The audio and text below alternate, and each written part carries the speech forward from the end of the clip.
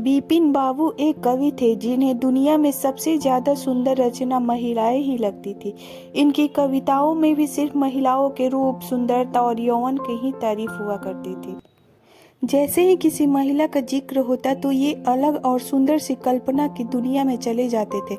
इन्होंने अपने जीवन में भी एक ऐसी ही सुंदर महिला की कल्पना की थी। बिपिन बाबू के मन में था कि उनकी पत्नी फूल सी कोमल, सूरज जैसी चमक, कोयल सी आवाज और सुबह की लाली से शोभित हो। अब बिपिन बाबू की कॉलेज की परीक्षा भी खत्म हो गई थी। बिपिन के लिए कई सारे रिश्ते आ रहे थे। एक दिन बिपिन के मामा ने उसकी शादी भी तय कर दी। बिपिन का मन लड़की देखने का था। उसे देखना था कि जैसी पत्नी वो कल्पना करता है वो वैसी है या नहीं। बिपिन ने अपने मामा से अपनी होने वाली पत्नी को देखने का निवेदन किया, लेकिन मामा ने उसे कहा कि वो बहुत ही सुंदर है। उन्होंने उसे खुद देखा है। मामा की बातों पर भरोसा करके बिपिन ने शादी के लिए हाँ कर दी। शादी का दिन भी आ गया। मंडप के पास बैठा बिपिन अपनी पत्नी को देखने के लिए उतावला था। होने वाली पत्नी को उसने गहनों से सजा हुआ देखा। चेहरे पर घूंघट, हाथ और पैरों की सुंदरता, उंगलियां देखकर उसके मन में थोड़ी सी राहत मिली। दूसरे दिन विदाई के बाद जैसे ही डोली बिपिन के घर पहुंची तो वो तुरंत अपनी पत्नी को देखने के लिए दौड़ा। तब उसकी पत्नी पालकी से बाहर घूंघट उठाकर देख रही थी। जैसे ही बिपिन की निगाहें उस पर पड़ी, उसे बहुत दुख हुआ। बिपिन ने जैसी पत्नी के सपने देखे थे वो बिल्कुल भी वैसी नहीं थी। चौड़ा सा मुंह, चपटी नाक, फूले से गाल बिपिन को बिल्कुल पसंद नहीं आया। रंग भले ही उजला था, लेकिन उसके अलावा बिपिन के सपनों की दुल्हन से वो एकदम अलग थी। बिपिन की सारी खुशी गुम हो गई। उसे मामा पर काफी गुस्सा आया, जिन्होंने लड़की की तारीफ के पुल बांधे थे। सबसे पहले उसने मामा से लड़ाई की, उसके बाद ससुराल वालों से और फिर अपने घर वालों से। बिपिन के मन में हुआ कि इस महिला के साथ किस तरह से पूरी जीवन बिताऊंगा। इसके साथ पूरा जीवन मुझे कांटों भरा लगेगा। मैं सोच भी नहीं सकता कि ऐसी महिला से मेरी शादी हो गई है। मेरे क्या ख्वाब थे और क्या हो गया। भगवान को मेरे साथ ही ऐसा करना था। फिर उसके मन में हुआ कि शादी मैंने जबरदस्ती तो नहीं की थी। अब इस लड़की को क्या पता था कि पत्नी को लेकर मेरे क्या सपने थे। इसमें इसका क्या दोष है। इस सोच के बाद भी बिपिन का दिल उसे स्वीकार करने के लिए तैयार नहीं था। वो घंटों श्रृंगार करती थी, अपने बाल संवारती थी, लेकिन बिपिन के मन को बिल्कुल नहीं भाती। बिपिन हरदम उससे दूर भागता था और उसकी पत्नी पूरे भाव के साथ उसकी सेवा करना चाहती थी।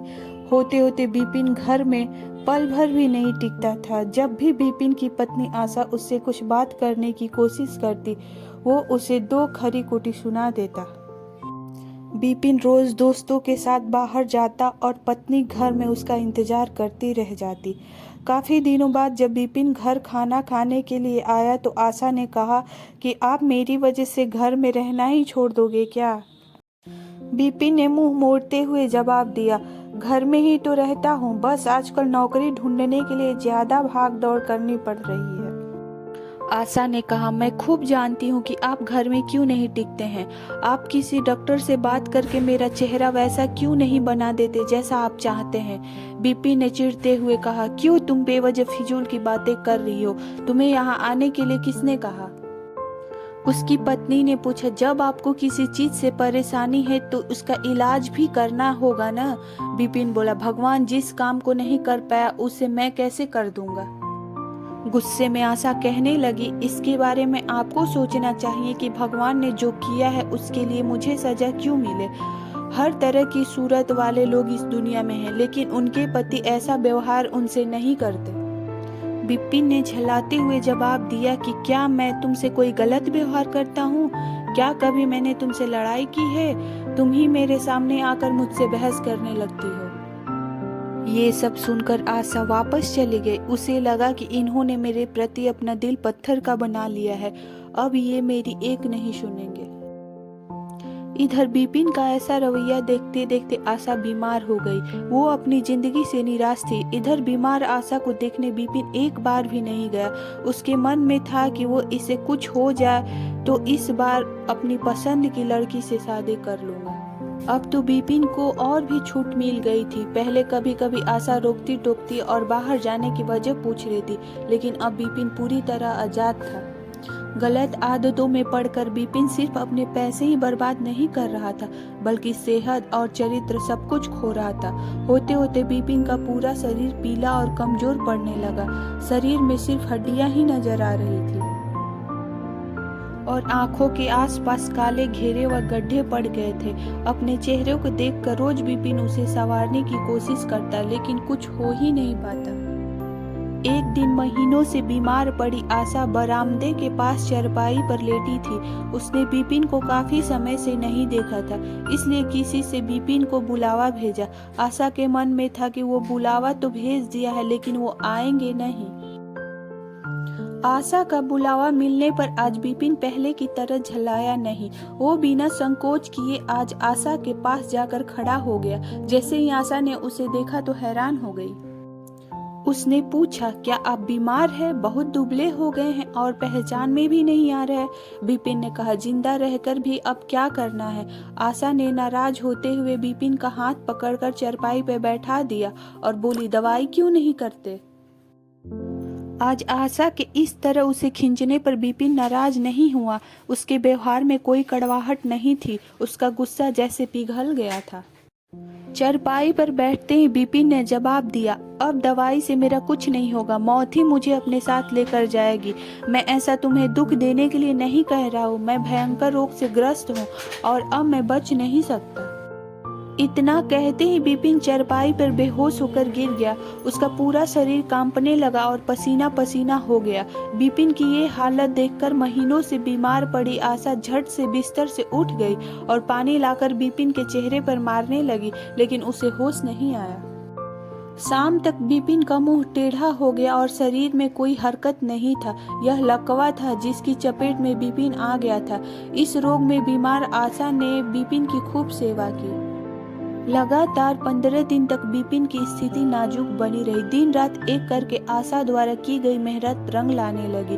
बिपिन की हालात कुछ संभली, लेकिन अभी भी आशा अपने गोद में सुलाकर ही बिपिन को दवाई पिलाती और खाना खिलाती थी। इन सब में वो अपनी तबीयत को जैसे भूल ही गई थी। शरीर बुखार से तपता था, लेकिन उसे बिपिन की स्थिति के सामने खुद की सेहत कुछ भी नहीं लगती थी। अब बिपिन के दोनों पैरों में थोड़ी ताकत आने लगी थी। होते होते 4-5 महीने में वो अपने पैरों पर खड़ा होने लगा, लेकिन उसका मुंह टेढ़ा का टेढ़ा ही रहा। उसके चेहरे पर पहले जैसी रौनक भी नहीं रही। एक दिन अपना चेहरा शीशे में देखने के बाद बिपिन ने कहा कि मुझे भगवान ने अपने किए की सजा दी है। आशा, मैंने तुम्हें सुंदर नहीं माना और आज देखो मैं कितना कुरूप हो गया हूँ। अब तुम भी मेरे साथ वैसा ही व्यवहार करो जैसा मैं तुम्हारे साथ किया करता था। आशा ने हंसते हुए पति से कहा, आप मेरी आंखों से देखेंगे तो पता चलेगा कि आप में कोई अंतर नहीं आया है। आप पहले जैसे थे अब भी वैसे ही हैं। बिपिन बोला, अच्छा, बंदर जैसा मुंह दिख रहा है और तुम कहती हो कि कोई अंतर नहीं आया है। तुम्हें मालूम है ना, भगवान ने मुझे मेरी करने की सजा दी है। सबने खूब जतन किए, लेकिन बिपिन का मुंह सीधा नहीं हो पाया। पति के पैर पर खड़े होने के कुछ समय बाद ही आशा ने घर में पूजा रखी, क्योंकि उसने भगवान से बिपिन के लिए मन्नत मांगी थी। पूरे मोहल्ले के लोग बिपिन के घर में जमा थे। भजन संगीत चल रहा था। तभी आशा की एक दोस्त ने उससे पूछा, अब तो तुझे अपने पति का चेहरा देखने की इच्छा नहीं होती होगी, कैसा टेढ़ा हो गया है मुंह। गंभीर आवाज में आशा बोली, मुझे तो कुछ फर्क नजर नहीं आता। उसकी दोस्त ने पलट कर कहा, चल झूठी, ऐसा थोड़ी होता है, बातें मत बना ज्यादा। फिर आशा कहने लगी, सच कह रही हूँ।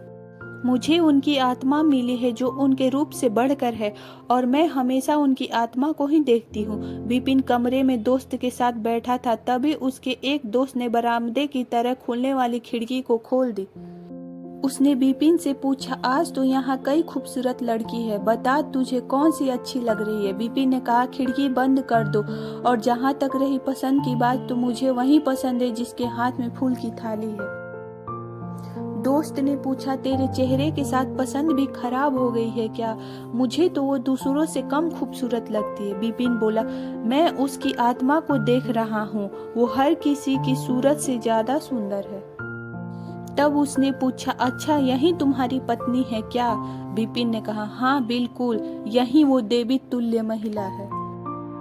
दोस्तों, इस कहानी से हमें ये सीख मिलती है कि व्यक्ति की बाहरी सुंदरता नहीं बल्कि मन की सुंदरता देखनी चाहिए। बाहरी सुंदरता कभी भी फीकी पड़ सकती है, लेकिन जिनका मन सुंदर है वो व्यक्ति हमेशा ही सुंदर रहता है। आपको ये कहानी कैसी लगी कमेंट सेक्शन में ज़रूर बताएं और मेरे चैनल को सब्सक्राइब भी ज़रूर कीजिए। धन्यवाद।